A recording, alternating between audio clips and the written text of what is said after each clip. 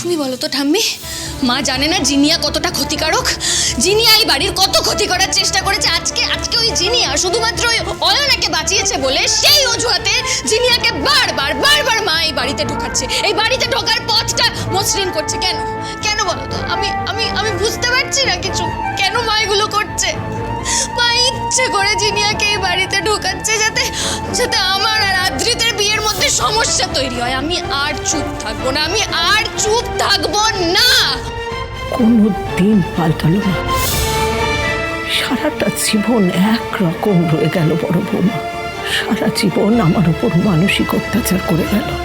পুলক যদি কোনো দিন আমার আর তোর দাদুর সঙ্গে একটু বেশি কথা বলতো, একটু বেশি সময় কাটাতে আসতো, সে কি অশান্তি, একদিন অশান্তির ভয়ে তোর দাদু পুলককে ডেকে বলতে বাধ্য হলো যে বাবা তুই আর আমাদের সঙ্গে বেশি কথা বলতে আসিস না। সে কি অশান্তি!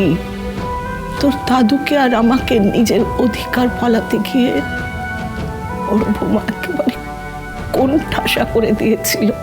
মেজো বৌমা, ছোট বৌমা সবাইকে নিজের দলে টেনে আমাদের উপর।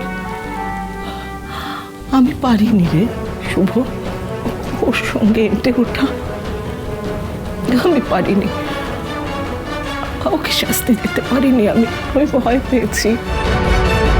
আমি এই সংসারের শান্তির কথা ভেবে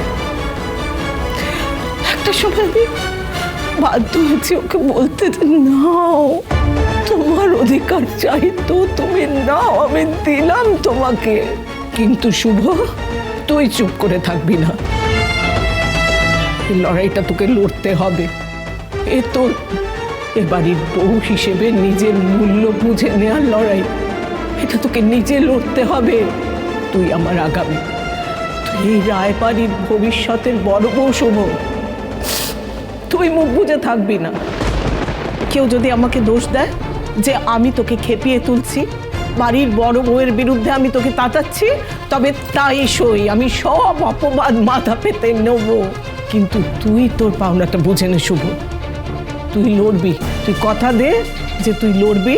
তুই পড়ে পড়ে মার খাবি না শুভ, তুই পড়ে পড়ে মার খাবি আমি দেখতে পারবো না চোখ বুঝে। তুই লড়বি তো শুভ?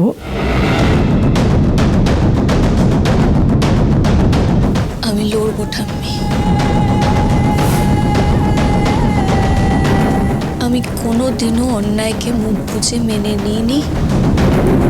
আজকেও মায়ের এই অন্যায় আমি কোনোভাবে সহ্য করব না,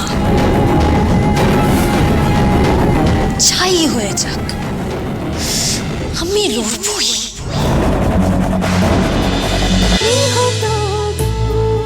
গৃহপ্রবেশ সোম থেকে রবি প্রতিদিন রাত 8:30টায় স্টার জলসায় ও জিও হটস্টারে।